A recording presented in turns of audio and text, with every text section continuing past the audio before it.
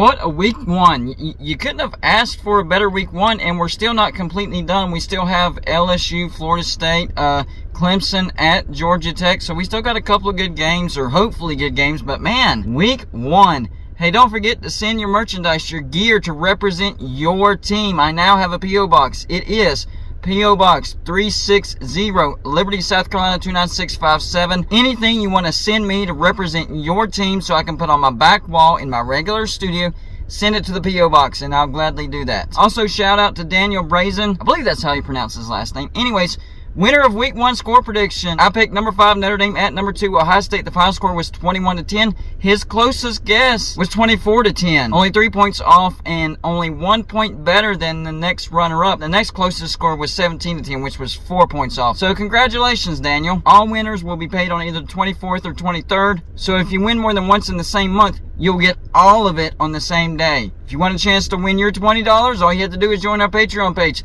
You can join for as low as $2 a month. And for whatever dollar amount that you join, that's how many guesses you get per week for your chance to win $20 a week. And you can win as many times as you want. Remember back in school, the teacher would have you write what I learned over the summer. Well, that's basically what today's video is. What we've learned over week one. And I know we still have a couple games. But we can, for the most part, summarize what we've learned from week one. Well, first of all, the records of the conferences, not counting conference opponents. You know, Big Ten versus Big Ten. We're not counting those.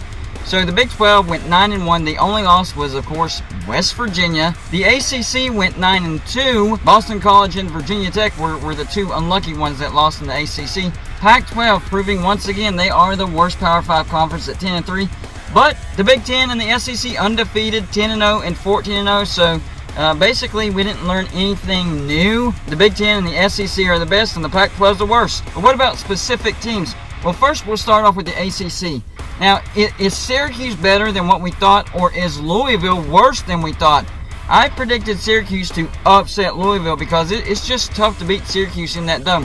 But my gosh, they smacked Louisville around. And that defense was really good. I know Malik Cunningham threw a nice deep ball, and that quarterback decided to play safety, and he dropped back and he picked it off in the end zone. That was a great, you guys need to go back and look at that play. He came out of nowhere and just eyeballed that ball and pulled it in. That was crazy. Syracuse getting to a bowl? Hey, step number 1 is complete. You never know. The Orange might be headed to a bowl. Louisville, if you can't go on the road to meet Syracuse, you're not going to head to a bowl. They need a new coach. Louisville's in the crap right now. What about Boston College? Oh, man. Boston College was everybody's sexy pick to maybe make some noise in the ACC Atlantic. Well, you start off with a home loss to mighty Rutgers. And it was a comeback loss. You had Rutgers on the ropes. Had a chance to put them away. Nope.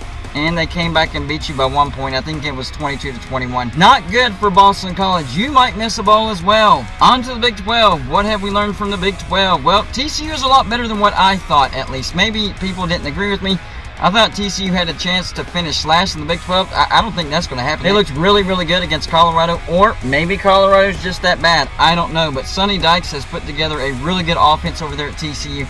They're going to score a lot of points this year. What about Oklahoma State? Not a very good defense. You allow 44 points against Central Michigan. That is not good. You didn't cover the spread.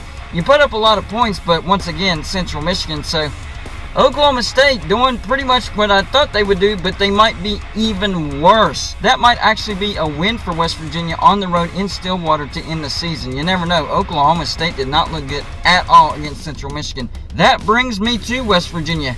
We better fix the dropping catches problem. It was an epidemic in the backyard brawl. We shot ourselves in the foot way too many times. Of course, Pitt took advantage and beat us 38-31 basically on a miraculous pick 6 interception that was not JT Daniels' fault. We have got to fix those drop ball situations because it's ridiculous, and we might not get to a bowl if we don't fix that. Now, if we do fix that, watch out. West Virginia could be a good team. Defense could be a little bit better. Offensive line needs to fix some issues on the right side, but overall, very impressed with JT Daniels. Very impressed with our offensive line as a whole as far as the running game. Our running game is going to be a big-time weapon this year. Very excited about that. But we have to fix the drop catches. On to the Pac-12. A bunch of bad news, by the way. Colorado, you're really, really bad. You get whooped at home by TCU in the first game. That's not a good sign. and we really don't know how good TCU is. They might actually be bad, and you're just worse, which is not good. You're not going to a bowl. Oregon, oh my gosh. Oregon might be in for a really long season. Not only did they lose to Georgia, but they got embarrassed.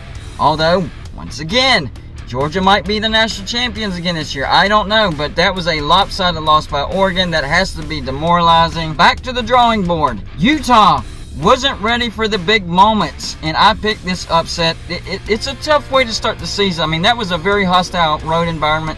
Over 90,000 Florida fans in the stands.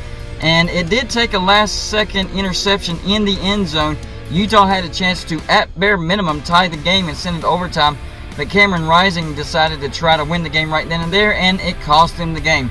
So you weren't ready for the big moment. You could still win the Pac-12, of course, but that might have blown the Pac-12's chances of getting to the playoffs. Surprise, surprise, surprise. What about Arizona?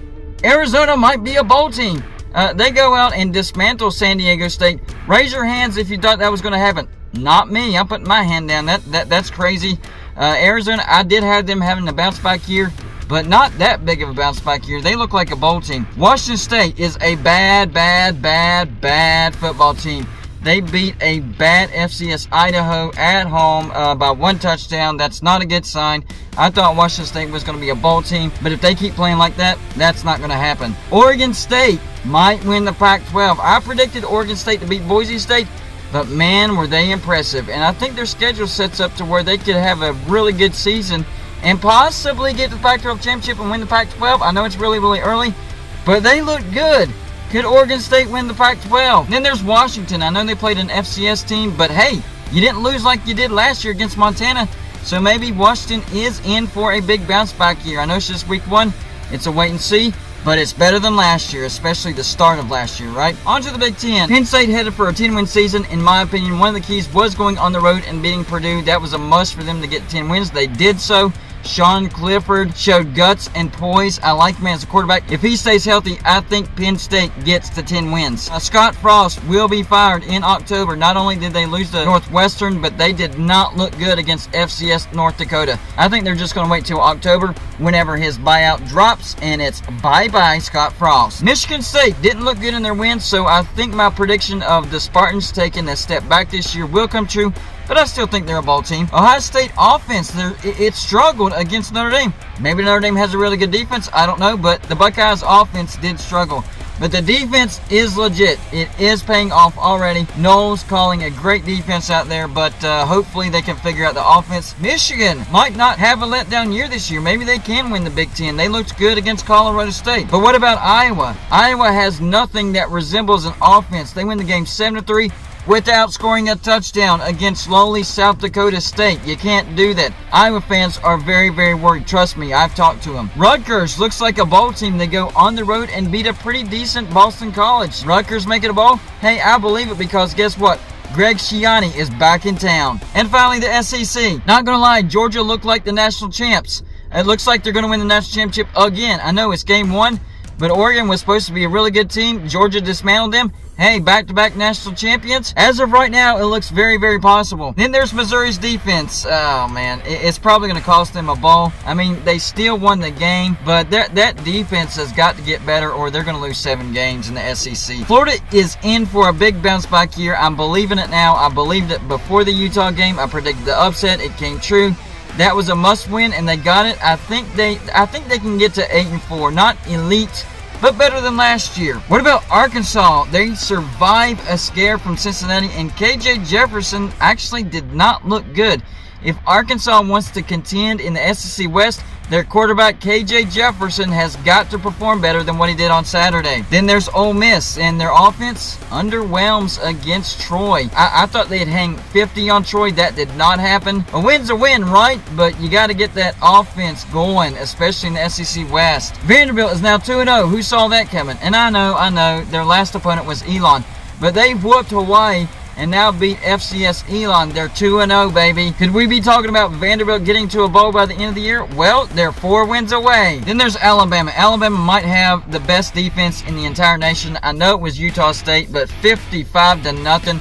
The offense looked good as usual, but the defense was definitely the star of the game. And finally, South Carolina will scare some teams just like I predicted. Their offense was impressive against lowly Georgia State, and I understand lowly, but hey, they blew out the spread. That's a good sign, right? And I think South Carolina will scare a few teams and get to at least 8-4. So there you go, week 1. What I learned from week 1 so far, 2 more games, LSU, Florida State, and Clemson at Georgia Tech. But so far, that's what I've learned from week 1. Let me know in the comments section, what have you learned from week 1? That's all I got for you for this show. Like and subscribe if you haven't already, and I'll see you on my next show.